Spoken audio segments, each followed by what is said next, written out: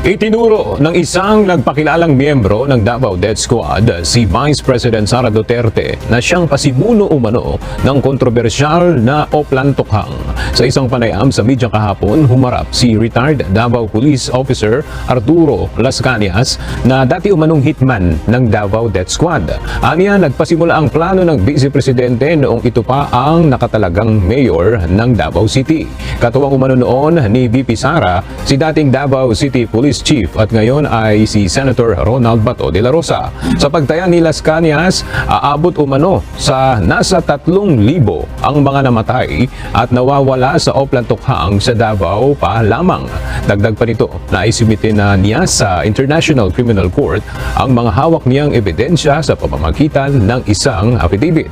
Sa ngayon ay wala pang reaksyon si VP Sara hinggil sa mga bagong paratang ni Las Cañas.